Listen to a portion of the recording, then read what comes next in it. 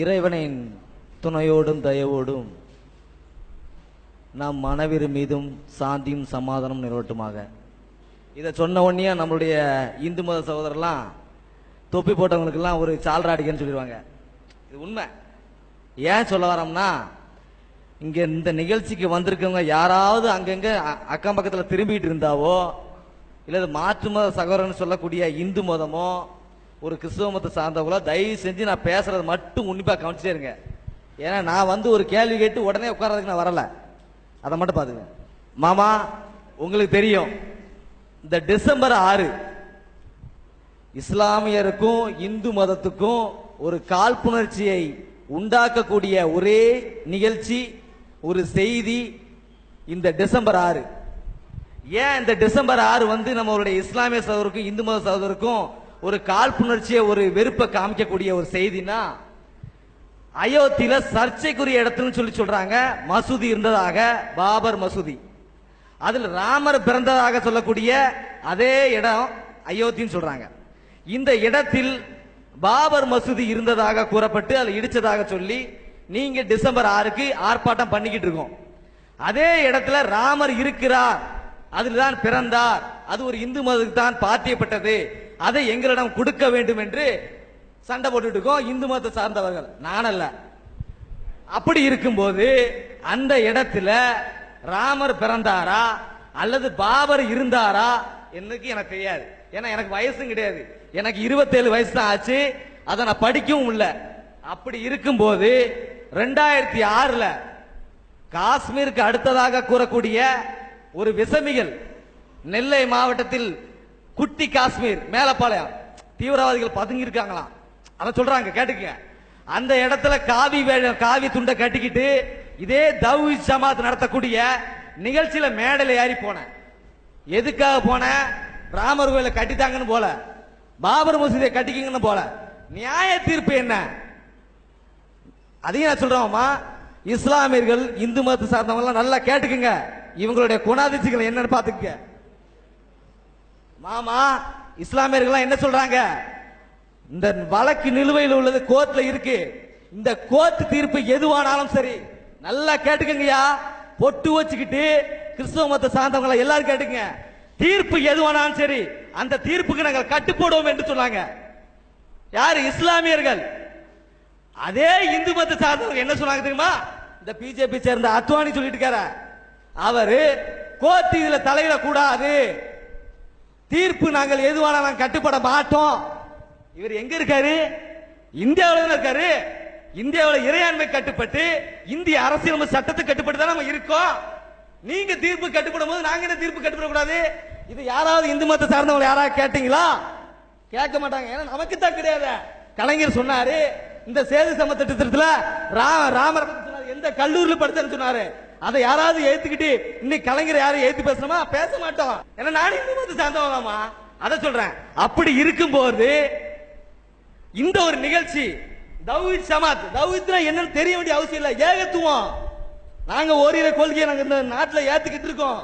மாற்று மத சகோதரர் நாங்க புண்படியான பேசக்கூடாது அப்படின்னு அவங்க உணர்ந்து நடந்துகிட்டு இருக்காங்க. ஆனா நம்ம என்ன சொல்றோம் தெரியுமா?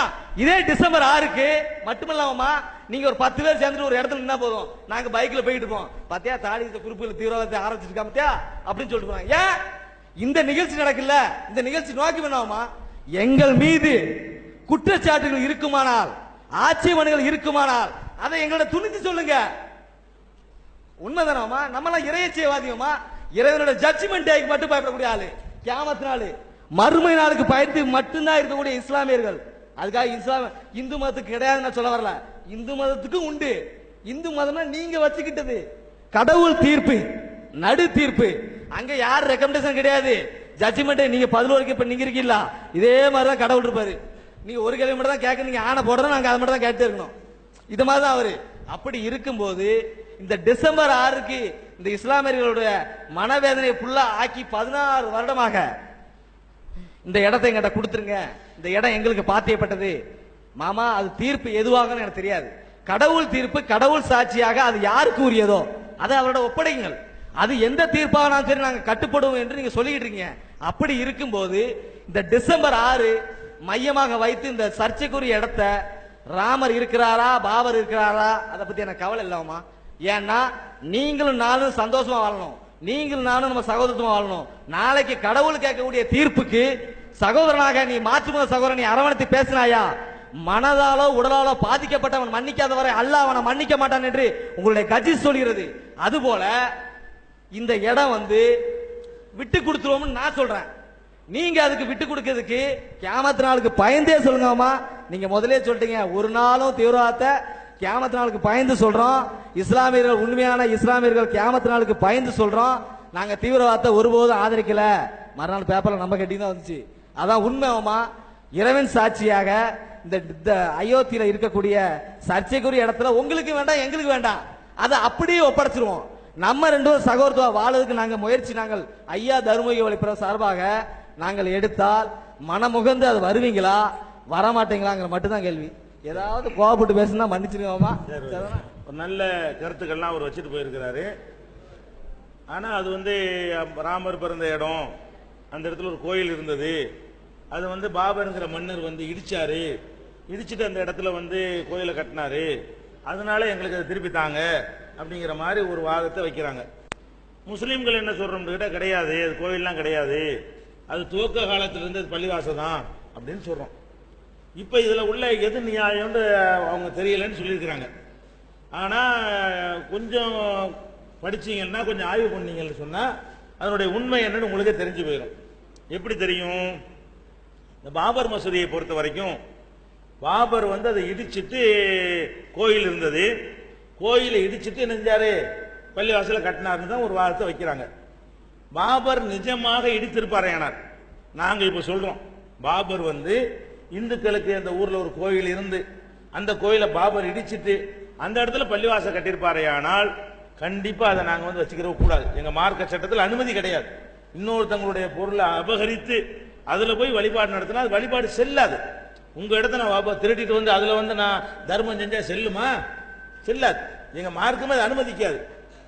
உண்மை என்னன்னு பாத்தீங்கன்னா, அது ஒரு காலத்திலையும் கோவிலாக இருந்ததே கிடையாது. இதை நல்லா விளங்கிக்கணும். எதை வச்சு நம்ம இதை சொல்றோம் அப்படின்னு சொன்னா, பாபரை இடிச்சாருங்கிறது டாபிக்.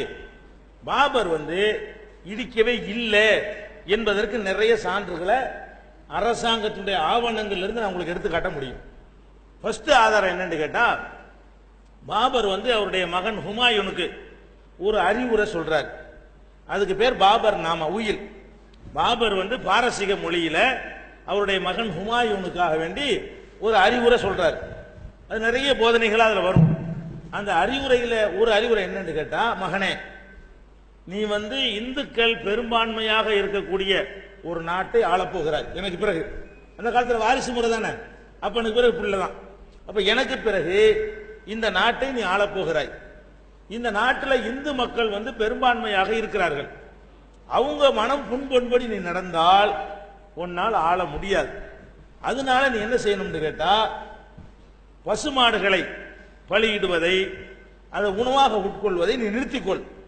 உன் மார்க்கத்தில் அதுக்கு அனுமதி இருந்தாலும் இந்துக்கள் அதை புனிதமாக கருதி அதனால் உன்னை நினைஞ்சிருவாங்க, வெறுத்துருவாங்க. வெறுத்தீங்கன்னா உன்னால ஆள முடியாது அப்படின்னு சொல்லி உயில் எழுதுறாரு. இந்த உயில் எங்க இருக்குன்னு கேட்டா, டெல்லியில இருக்கக்கூடிய மத்திய அரசாங்கத்தினுடைய கண்ட்ரோல்ல இருக்கக்கூடிய மியூசியத்தில் தேசிய நேஷனல் அருங்காட்சியகம், நேஷனல் மியூசியம், அந்த தேசிய அருங்காட்சியகத்தில் இந்த பாபர் நாமாங்கிற அந்த உயில் இன்றைக்கும் அரசாங்கத்தினுடைய கண்ட்ரோல்ல பாதுகாக்கப்பட்டு இருக்கிறது. இப்படி சொன்ன ஒருத்தர் எப்படி இடிப்பாரு? இந்துக்கள் எதிர்ப்பு வருங்கிறதுக்காக வேண்டி நீ மாமிசம் சாப்பிடாத, மாடு சாப்பிடாதேன்னு மகனுக்கு சொன்ன ஒருத்தர் கோவிலை இடிச்சா இந்துக்கள் சும்மா விட்டுருப்பாங்களா? அதை நினைக்க மாட்டாரா? இந்த மாதிரி ஒரு மனிதன் கோவிலை இடிச்சிருந்தா அன்னைக்கே அவர் ஆட்சி போயிருக்காதா? அவர் சின்ன நம்பர்ல வந்தார். இப்போவாச்சும் நாங்க 20% இருக்கிறோம் இந்தியாவில். அவர் ஆட்சி பண்ண நேரத்தில் 1.5% இருந்திருக்க மாட்டாரு. அப்ப 1.5% இருக்கக்கூடியவங்க 98% மக்கள் எதிர்ப்பை சமாளித்துக் கொண்டு ஆள முடியுமா? அப்ப முழுக்க முழுக்க அந்த மக்களை அனுசரிச்சா தான் ஆள முடியும். அனுசரிச்சதுனாலதான் 800 வருஷம் சகிச்சுட்டு இருந்தாங்க. வெள்ளக்காரனை 200 வருஷம் நம்ம சகிக்கல. முஸ்லிம் மன்னர்களை 800 வருஷம் இந்து சமுதாய மக்கள் சகித்துட்டு இருந்தாங்க. என்னதை காட்டுது? அவங்க அந்த மாதிரி பண்ணல. இது ஒரு பெரிய ஆதாரம். அடுத்து என்ன? பாபர் வந்து கோயில் இடிச்சிருந்தாருன்னு வைங்க பேச்சுக்கு, இடிச்சிருந்தாருன்னு சொன்னா, இடிச்சிட்டு பள்ளிவாசல கட்டியிருந்தாருன்னு சொன்னா, பாபருடைய மகன் ஹுமாயூன் ஆட்சிக்கு வர்றாரு. ஹுமாயூனுக்கு அப்புறம் யார் வர்றா? அக்பர் வர்றாரு, பேரன். அக்பர் வந்து பாபருக்கு பேரன். எப்ப ஆட்சிக்கு வர்றாருன்னா பாபருக்கு 25 வருஷத்துக்கு பிறகு வர்றாரு. பாபர் காலத்துக்கு பிறகு ஹுமாயூன் வந்து 25 வருஷம் மன்னரா இருக்கிறாரு. ஹுமாயூன் இறந்த பிறகு ஆட்சிக்கு யார் வர்றா? அக்பர் வர்றாரு. அக்பரை பொறுத்தவரை 25 வருஷம் தான் ஆகுது. பாபர் வந்து கோவில் இடிச்சிருந்தாருன்னு சொன்னா அதை நேரடியாக பார்த்த ஒரு சமுதாயம், ஒரு தலைமுறையே இருந்திருக்கும் அக்பர் காலத்துல. 25 வருஷத்துக்கு வந்துடுறாருல. பாபர் இடிக்கும் போது ஒரு 20 வயசு வாலிபன் இருந்தால் அவன் அக்பர் காலத்துல 45 வயசுக்காரனா இருப்பான். பாபர் வந்து கோயிலை இடிக்கும் போது 25 வயசு உள்ள ஒருத்தன் இருந்தா அவன் அக்பர் காலத்தில் 50 வயசு உள்ளவனாக இருப்பான். கண்ணால பார்த்தவன் இருப்பான். 25 100 வருஷம் ஆயிரல. 25 வருஷத்துக்கு பிறகு அக்பர் ஆட்சிக்கு வர்றாரு. அக்பர் எப்படிப்பட்டவர்? முஸ்லிம் மன்னர்கள்லயே அவர் வித்தியாசமானவர். எப்படி வித்தியாசமானவர்? நான் முஸ்லிம் இல்லைன்னு சொன்னவர். முஸ்லிம் மன்னர்கள்லயே நான் முஸ்லிம் கிடையாதுன்னு சொன்ன ஒரே மன்னர் யாரு? அக்பர் தான். அவர் தீன இலாஹின்னு ஒரு புதிய மதத்தை உண்டாக்குனார். பள்ளிக்கூடத்து பாட புஸ்தகத்தில் நீங்க படிச்சிருப்பீங்க. அக்பர் என்ன செஞ்சாரு? தீன இலாஹி, இறை மார்க்கம் அப்படிங்கிற பேர்ல ஒரு மதத்தை நிறுவினார். ஒரு மதத்தை நிறுவினாலே மதத்தை விட்டு போயிட்டு தான் அர்த்தம். இஸ்லாத்துல இருந்து கொண்டு வேற ஒரு மதத்தை அவர் உண்டாக்குனார்னு சொன்னா அவர் யாரு இல்ல? முஸ்லிம் இல்ல. அது போக அவர் வந்து தன்னுடைய ராணுவத்திலையும் முக்கிய பொறுப்புகள்லையும் ரஜபுத்திரர்கள்லாம் வச்சார். முஸ்லிம்கள் யாரும் வைக்கல. அவருடைய குருநாதர்கள் ரஜபுத்திரர்கள் தான். அவருடைய அந்தப்புறத்தில் இருந்தவர்கள் ரஜபுத்திர பெண்கள் தான். அவருடைய ராணுவத்தில் இருந்த ரஜபுத்திரர்கள் தான். முஸ்லிம்களை முழுமையா ஓரம் கட்டிவிட்டு இந்து சமுதாயத்தை சேர்ந்தவர்கள் சொல்வதைத்தான் அப்படி முழுக்க முழுக்க கேட்டு நடந்தார். அவங்களுக்கு தான் அதிகமான உரிமைகளை கொடுத்தார். அதனால இந்த இந்துத்துவா சக்தி அத்வானி உள்பட அக்பரை பாராட்டுவாங்க. அத்வானி, வாஜ்பாய் உள்பட அந்த மன்னர்களை யார் ரொம்ப பாராட்டுவாங்க? அக்பரை தான் பாராட்டுவாங்க. ஏன் பாராட்டுறாங்கன்னா அவர் அந்த அளவுக்கு என்னஞ்சாரு, ஒரு முஸ்லிம்களை வந்து ஒடுக்குற ஆளா கூட இருந்தாருன்னு சொல்லலாம். இப்ப நான் கேட்கிறேன், பாபர் இடிச்சிருந்தாருன்னு சொன்னா அவர் காலத்தில் அது கண்ணால பார்த்தவங்க அக்பர்கிட்ட போய் உங்க தாத்தா எங்க கோயில் இடிச்சிட்டாரு, இந்த பள்ளிவாசல தந்துருங்க அப்படின்னு கேட்டிருப்பாங்கல்ல? கேட்டா கொடுத்திருப்பாருல்ல? அப்ப அக்பர் காலத்துல இந்த மாதிரி ஒரு வழக்கு வரவே கிடையாது. இப்படி யாரும் கேட்கவும் கிடையாது. கேட்காமலே கொடுக்கக்கூடிய அக்பர் இருந்தாரு. அப்போலாம் இது ஒரு சர்ச்சையாக வரவே இல்லை. கோவில் இடிச்சிட்டு பள்ளிவாசல கட்டினாங்க அப்படின்னு எந்த ஒரு சர்ச்சையும் வரவே கிடையாது. இன்னும் சொல்ல போனா பாபர் வந்து இந்து கோயில்களுக்கு வந்து மானியம் கொடுத்து, அயோத்தியில் 5 கோயில் இருக்கிறது.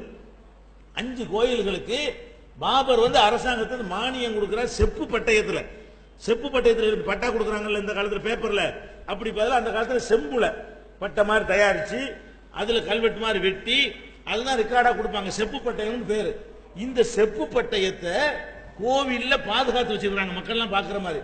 இது பாபர் எங்களுக்கு கொடுத்த நிலம், பாபர் இந்த கோயிலுக்கு கொடுத்த மானியம் சொல்லி எந்த அயோத்தியில கோவிலை இடிச்சார்னு சொல்றாங்களோ அந்த அயோத்தியில் இருக்கிற 5 கோயில்களுக்கு பாபர் வந்து மானியம் கொடுத்த ஆதாரம் எங்க இருக்கிறது? அயோத்தியில் இருக்கிற 5 கோயிலையும் அது அந்த கல்வெட்டை, அந்த செப்பு பட்டையை அந்த மக்கள் பாதுகாத்து வர்றாங்க நன்றியோட. அப்ப இப்படிப்பட்டவரா இடிச்சிருப்பாரா? இடிச்சா இருந்திருக்க இயலுமா? அதை விடுங்க. ராமாயணம் வந்து வால்மீகி தான் என்ன செய்யறாரு? ராமாயணத்தை எழுதுறாரு. அவர் எந்த மொழியில் எழுதுறாரு? சமஸ்கிருத மொழியில் எழுதுறாரு. சமஸ்கிருத மொழி வந்து மக்களுடைய பேச்சு மொழி கிடையாது. உயர் சாதி மக்கள் கொஞ்சம் பேருக்கு தெரியும், அவ்வளவுதானே தவிர மக்களுடைய பேச்சு மொழியாக சமஸ்கிருதம் இருந்தது கிடையாது. அதனால வால்மீகி எழுதின ராமாயணம் இந்த பிராமண சமுதாயத்தில் உள்ள சின்ன நம்பர்ல உள்ள மக்களுக்கு தான் தெரியுமே தவிர பிராமணர்களோட அனைவருக்கும் தெரியாது. அனைவரும் சமஸ்கிருதம் பேச மாட்டாங்க.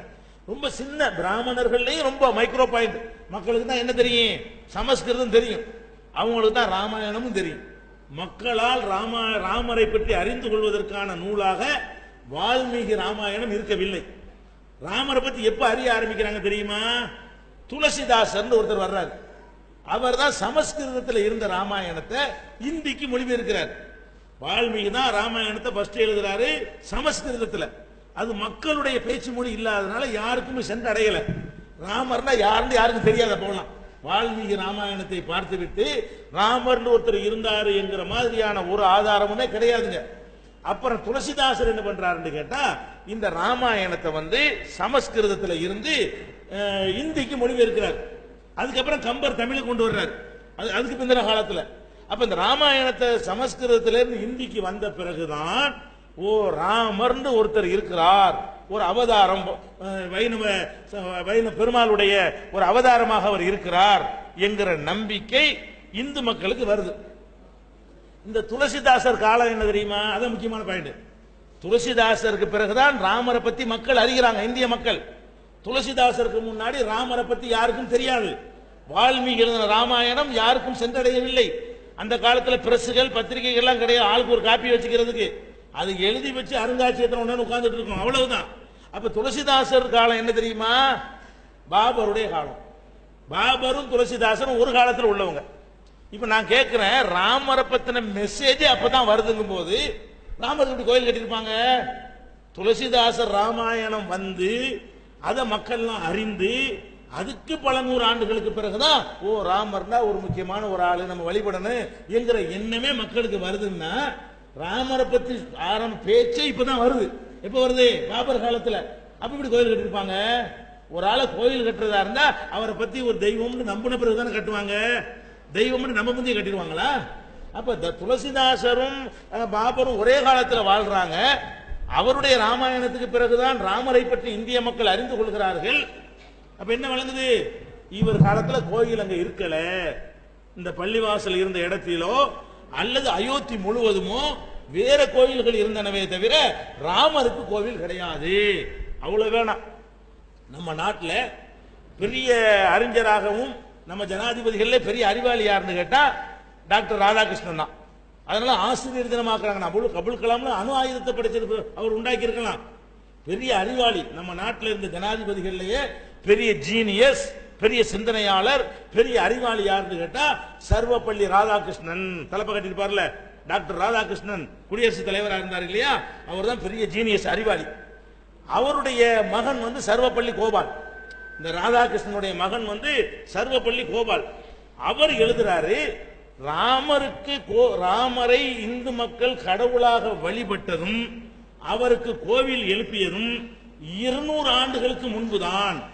அதுக்கு முன்னாடி ராமரை பற்றி இந்தியாவில் யாருக்கும் தெரியாது, ராமருக்கு கோவில் இருந்ததும் கிடையாது என்று சொல்லி பெரிய வரலாற்று ஆய்வாளராக இருக்கக்கூடிய சர்வப்பள்ளி கோபால் சொல்றாரு. அவர் இந்து மதத்தில் ஆழ்ந்த பற்று உள்ளவர், ஆழ்ந்த பிடிப்பு உள்ளவர். இப்படி ஏராளமான இந்து மதத்தினுடைய அறிஞர்கள் எல்லாம் இதை நிறுவி இருக்கிறாங்க. அப்ப கோவில போய் இடிச்சாங்கிறது பொய். இடிச்சு முதல்ல கோயில இல்லையே, உலகத்தில் அவருக்கு கட்டளையே. உலகத்திலேயே ராமரை வந்து அறிஞ்சதை 200 வருஷத்துக்கு முன்னாடி தான். அதுக்கு முன்னாடி அவரை பத்தி மக்களுக்கு தெரியாது. அப்படி இருக்கும்போது எப்படி ராமருக்கு அயோத்தியில கோயில் கட்டி இருப்பாங்க என்று யார் கேட்கிறா? முஸ்லிம் கேட்கல, சர்வப்பள்ளி கோபால் கேட்கிறார். அப்ப நம்ம என்ன வழங்குறோம்? இது வந்து ஒரு பின்ன ஒரு எந்த கிறுக்கனும் செய்யவும் மாட்டாங்க. நான் என்ன கேட்கிறேன், சிறுபான்மையை ஆட்சியில் உட்கார்ந்து இருக்கிறவன் இந்துக்கெல்லாம் மதிக்கிற ஒரு கோயிலை போய் கிறுக்கனா இடிக்கிறதுக்கு வேற இடமே மன்னர் கிடைக்காது. நான் கேட்கிறேன், எனக்கு உங்களுக்கு இடம் கிடைக்காம இருக்கலாம். ஒரு ராஜாவுக்கு நாடு பூரா அவனுக்கு சொந்தமானது. ஒரு பள்ளிவாச கட்டுறதா இருந்தா மெனக்கட்டு போய் என்னடா கோயிலுக்கு தேடி பார்த்து அதை போய் இடிச்சு பிடிக்க எந்த கிறுக்கனாச்சும் செய்வானா? இந்த ஜனநாயக நாட்டில் ஒரு அரசியல் இருக்கிற ஆட்சியாளனா இதை செய்வானா? அப்ப நல்லா இது ஒன்னாச்சா? இடிச்சாருங்க, கோயில் தானே இடிச்சாங்க. கோயில் இடிச்சாருன்னு சொன்னா இது வந்து 1949ஆம் ஆண்டு வரைக்கும், சுதந்திரம் அடைஞ்சு மறு வருஷம் வருது 1949. இந்த 49 வரைக்கும் வெள்ளையர்கள் 200 வருஷம் ஆட்சி செஞ்ச காலத்திலையும் அதற்கு முந்தி ஒரு 200 வருஷ காலத்திலையும் எந்த கட்டத்திலாவது கோவில் இடிக்கப்பட்டு பள்ளிவாசல் கட்டப்பட்டது என்ற வழக்கு எந்த அரசாங்கத்திலாவது இருந்ததா? அந்த முஸ்லிம் மன்னர்கள் காலத்திலையும் வழக்கு வரல. கிறிஸ்தவர்கள் 200 ஆண்டு வாழ்ந்தாங்களே, ஆட்சி பண்ணாங்களே, அவங்கள்ட்ட போய் முஸ்லிம்களை இந்த இடத்தை இடிச்சு கோயில் கட்டிவிட்டாங்க, அதை வாங்கிட்டாங்க அப்படின்னு கேட்டு இருந்தால் வெள்ளைக்காரன் வாங்கி கொடுத்திருப்பான். வெள்ளைக்காரன் காலத்துல இந்த மாதிரியான ஒரு பேச்சு வரவே இல்லை. இது எப்படி ஆரம்பிக்கிறாங்க தெரியுமா? 1949வது வருஷத்துல ஒரு இரவு தொழுகையை தொழுது விட்டு முஸ்லிம்கள்லாம் வீட்டுக்கு போன பிறகு பள்ளிவாசலை உடைச்சி ராத்திரியோட ராத்திரியா அங்க உரை நிகழ்த்துவதற்கு மேடை போட்டிருப்பாங்க. அந்த மேடைக்கு மேல ராமர், லட்சுமணர், சீதை இந்த 3 சிலைகளை அதில் வைத்து விட்டு இரவோடு இரவாக ஒரு கும்பல் ஓடி போயிடுறாங்க. இப்போ காலையில முஸ்லிம்கள் வந்து பார்க்கும் பொழுது உள்ள சிலை இருக்கிறது. போலீஸ்ல கம்ப்ளைண்ட் பண்றாங்க. அந்த எஃப்ஐஆர் 1949 போடப்பட்ட எஃப்ஐஆருக்கு நடவடிக்கை எடுத்திருந்தா ராமர்கள் பஞ்சாயத்து இருக்காது. அந்த 50 பேரையும் பிடிச்சி உள்ள பிடிச்சி போட்டு தண்டிச்சிருந்தாங்கன்னா பஞ்சாயத்து இருந்திருக்காது. அதை வச்சுட்டு என்ன பண்ணாங்கன்னு கேட்டா, ராமர் வந்து தன்னுடைய ஜென்மஸ்தானத்திலே தானே அவதரித்து விட்டார். இவங்களா கொண்டு படியில வச்சுக்கிட்டு அவரா வந்துட்டாராம். ராமர் வந்து அவருடைய ஜென்மஸ்தானத்தில் வந்து அவதரித்து விட்டார்னு சொல்லி கிளப்பி, அது எங்களுக்குரியதான். அப்பதான் பிரச்சனை ஆரம்பிக்கிறாங்கன்னா, சுதந்திர இந்தியாவில் தான் முதல்ல இந்த பிரச்சனை எழுப்பினார்களே தவிர, பாபருடைய காலத்திலிருந்து சுதந்திர இந்தியா வரைக்கும் 500 ஆண்டுகள் இருக்கிறது. இந்த 460 ஆண்டுகள் இருக்கிறது. இந்த காலகட்டத்தில் ஒரு தடவை கூட ஒரு ஆட்சியாளர்கிட்ட கூட ஒரு ஒரு வார்த்தையாக கூட ஒரு போராட்டமாக கூட கோயில் இருந்து பள்ளிவாசல் அடிச்சாருன்னு வந்தது கிடையாது. அப்ப என்ன பண்ணாங்க, கோயிலில் சிலையை வச்சாங்க. அப்புறமேல பள்ளிவாசலும் இல்லை கோயிலும் இல்லைன்னு பூட்டி வச்சாங்க. அப்புறம் கொஞ்ச நாளைக்கு நேரு காலத்தில், நேரு பிரதமராக இருக்கும் போது, கோவிந்த வல்லப பந்து ஊபியுடைய முதலமைச்சராக இருக்கும் பொழுது பள்ளிவாசல் எடுத்து பூட்டினாங்க. அப்புறமேல் வழிபாட்டுக்கு திறந்து விடுறேன்னு சொன்னாங்க. அப்புறம் பூஜை செய்யறதுக்கு மட்டும் உள்ள போகலான்னு சொன்னாங்க. அப்புறம் கரசேவை செய்யணும்னு சொன்னாங்க. அப்புறமேல இடிச்சாங்க. 92 இடிச்சாங்க. 49 ஆரம்பிச்சாங்க. 92 மட்டும் இந்த பிரச்சனை ஆரம்பிக்கல. 1949 சிலையை வச்சிருந்து நம்ம என்ன கேட்கிறோம்னு கேட்டா, இதுக்கு வந்து அவ்வளவு அடுக்கடுக்கான ஆதாரங்கள் இருக்குது. இந்து மதத்தினுடைய பண்டிதர்கள், புராண இதிகாசத்தில் நம்பிக்கை உள்ளவர்கள், இன்னும் போனா அயோத்திங்கிறது இந்த அயோத்தி இல்லைங்கிறதுக்கு ஆதாரம் இருக்கு, தனி விஷயம். இது அயோத்தி நேபாளத்தில் இருக்கு, அங்கதான் ராமர் பிறந்தாரு, இங்க உள்ள அயோத்தி கிடையாது. ஏன்னா அயோத்தியில சரையு நதி ஓடுதுங்கிறாரு. அயோத்தியிலிருந்து இப்ப 40 கிலோமீட்டர் தள்ளி தான் சரையு நதி இருக்குது. அப்ப அந்த ஊரை மாறி போயிருக்கு, வேற ஊரா தெரிகிறது. அது நிறைய ஆதாரங்கள். ராமபூமின்னு ஒரு புஸ்தகம் கூட போட்டிருக்கிறோம். அந்த அட்ரஸ் கொடுத்தவங்களை அனுப்பி கொண்டு வர மறந்துட்டாங்க போல இருக்கு. அதுல அந்த வரலாறுலாம் நாங்கள் தெளிவுபடுத்திருக்கிறோம். இப்ப என்ன நாங்க சொல்ல வர்றோம்னு கேட்டா, இந்த பள்ளிவாசலை விட்டுட்டா என்னன்னு கேட்கறீங்க, அது மேட்டர் இல்ல, விட்டுறலாம், பெரிய பிரச்சனை இல்ல. ஆனால் இடிச்சவர்கள் வந்து என்ன சொல்லி இடித்தார்கள்? 3000 பள்ளி இருக்கிறது, அதுல ஒன்ன முதல் இடிச்சிருக்கிறோம், இன்னும் வரிசை அடிச்சுட்டே இருக்கும். அவர்களுடைய கொள்கை என்ன சொன்னாங்க, என்ன பேசிட்டு இருக்கிறாங்க? 3000 பள்ளிவாசல். முதல்ல அயோத்தி, அடுத்தது மதுரா, அடுத்தது காசி, இன்னும் 3000 பள்ளிகள் இருக்கின்றன. எல்லாத்தையும் இடிச்சிட்டு கோயில இடிச்சிட்டு பள்ளிவாசல கட்டினாங்க. பொய்யா ஒரு கலவரத்தை உண்டாக்கி நமக்குள்ள நல்லிணக்கத்தை கெடுப்பதற்காக வேண்டி 3000 பள்ளி இடிச்சிருந்தா இந்த மக்கள் எல்லாம் மிதிச்சு அவனை கொண்டிருக்க மாட்டாங்க. 98% இருக்கிற மக்கள் வந்து 2% மக்களுக்கு பயந்துட்டு இருப்பாங்களா? இந்த காலத்துல பயப்படலாம். இந்த காலத்துல பீரங்கி துப்பாக்கினா பயப்படலாம். அந்த காலத்துல கத்தி அருவாதான், நம்பரை வச்சுதான் வெற்றியை தீர்மானிக்கப்படும். இந்த காலத்துல வந்து 10,000 பேரை ஒரு 10 பேர் மிரட்டலாம். என்கிட்ட ஒரு AK-47 இருந்தா உங்க 50 பேரை நான் மிரட்டிடுவேன். இப்படி துப்பா யாரும் எதிர்க்க மாட்டீங்க. ஒரு துப்பாக்கி இருந்தா போதும். ஆனா கத்தியை வச்சுக்கிட்டு மிரட்டினா 4 பேர் மேல ஒரே அமுக்குனா முடிஞ்சு வச்சுக்காத. அப்ப அந்த காலத்துல ஆயுதம் என்ன ஆயுதம் வச்சிருந்தாங்க? பாபர் காலத்துல கத்தி வச்சிருந்தாங்க, ஈட்டி வச்சிருந்தாங்க, அருவாள் வச்சிருந்தாங்க, குதிரை வச்சிருந்தாங்க, இதெல்லாம் வச்சிருந்தாங்க. இதை வச்சுக்கிட்டு ஒரு சின்ன 1% இருக்கக்கூடிய மக்கள் வந்து 98% இருக்கிற மக்களை மிரட்டி அவங்க கோயிலெல்லாம் இடிச்சு அவங்கள கற்பழிச்சு அவங்கள கொள்ள, இதெல்லாம் நடக்குமா? நம்ம அறிவு ஏத்துக்கிறதா?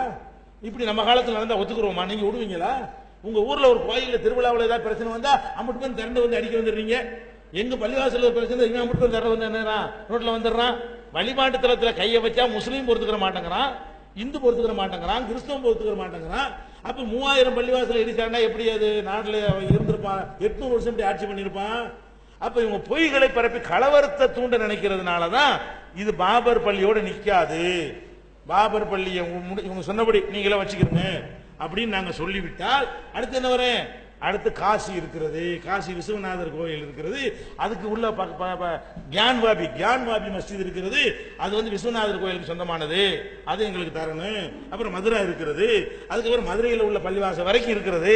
லிஸ்டே போட்டு வச்சுக்கிறாங்க 3000 பள்ளிவாசல். எல்லாம் எங்க அப்பா பாட்டம் வசூல் பண்ணி கட்டினது, பிச்சை எடுத்து கட்டினது, அதெல்லாம் முஸ்லீம் மன்னர்கள் இடிச்சு கட்டினதாக பண்ணி வச்சிருக்கிறாங்க.